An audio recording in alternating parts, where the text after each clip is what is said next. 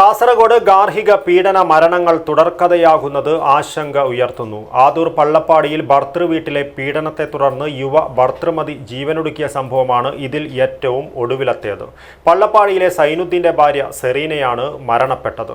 കഴിഞ്ഞ ഞായറാഴ്ചയാണ് പാണലത്ത് യുവ ഭർതൃമതി സ്ത്രീധന പീഡനത്തെ തുടർന്ന് വീട്ടുകാരുടെ മുന്നിൽ വെച്ച് ആസിഡ് കഴിച്ച് ജീവനൊടുക്കിയത്.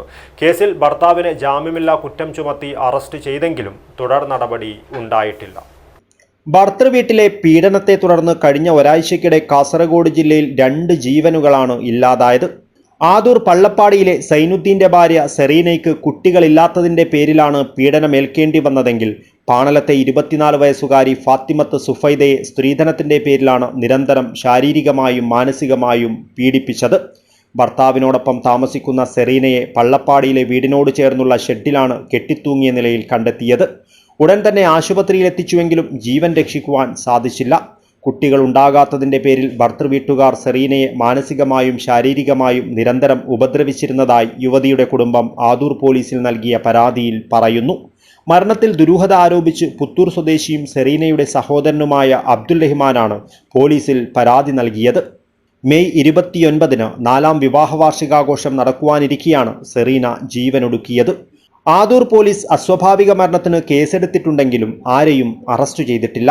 വിദ്യാനഗർ പോലീസ് സ്റ്റേഷൻ പരിധിയിലെ പാണലത്ത് കഴിഞ്ഞ ഞായറാഴ്ചയാണ് ഭർതൃവീട്ടിൽ 24 വയസ്സുകാരി ഫാത്തിമത്ത് സുഫൈദ ആസിഡ് കഴിച്ച് ജീവനൊടുക്കിയത്. കേസിൽ സുഫൈദയുടെ ഭർത്താവ് ചെങ്കള പാണലം സ്വദേശി KA മുഹമ്മദ് ആദിലിനെ ആത്മഹത്യാ പ്രേരണ കുറ്റം ഉൾപ്പെടെ ചുമത്തി നേരത്തെ അറസ്റ്റ് ചെയ്തിരുന്നുവെങ്കിലും കേസിലെ പ്രധാന പ്രതിയായ ആദിലിന്റെ മാതാവ് ആയിഷയെ ഇതുവരെയായും അറസ്റ്റ് ചെയ്തിട്ടില്ല. ചല്ലടുക സ്വദേശി ഫാത്തിമത്ത് സുഫൈദ പാണലത്തെ വീട്ടുകാരുടെ മുന്നിൽ വെച്ചാണ് ആസിഡ് കഴിച്ച് ജീവനൊടുക്കിയത്. 2 മാസം പ്രായമുള്ള കുഞ്ഞിന്റെ മാതാവായ സുഫൈദ 1ാം വിവാഹ വാർഷികം നടക്കുവാനിരിക്കെയാണ് ഇങ്ങനെയൊരു കടും കൈ ചെയ്തത്. ഭർതൃവീട്ടുകാരുടെ നിരന്തര പീഡനമാണ് യുവതി ജീവനൊടുക്കുവാൻ കാരണമെന്നാരോപിച്ച് ബന്ധുക്കൾ പോലീസിൽ പരാതി നൽകിയിരുന്നു. യുവതിക്ക് നിരന്തരമായ ശാരീരികവും മാനസികവുമായ ഉപദ്രവമുണ്ടായിരുന്നുവെന്ന് വീട്ടുകാർ പോലീസിന് നൽകിയ മൊഴിയിൽ വ്യക്തമാക്കിയിരുന്നു. സുഫൈദയോട് സ്വർണം ആവശ്യപ്പെട്ട് ഭർതൃവീട്ടുകാർ നിരന്തരം പീഡിപ്പിച്ചിരുന്നതായാണ് പരാതി. 10 വർഷം നീണ്ട പ്രണയത്തിനൊടുവിലാണ് സുഫൈദയുടെയും ആദിലിന്റെയും വിവാഹം നടന്നത്. 1 വർഷം തികയും മുൻപേ ഭർതൃവീട്ടുകാരുടെ നിരന്തര കുത്തുവാക്കുകളും പീഡനവുമാണ് ഈ കടുങ്കൈ ചെയ്യുവാൻ സുഫൈദയെ പ്രേരിപ്പിച്ചതെന്നും വീട്ടുകാർ ആരോപിച്ചിരുന്നു.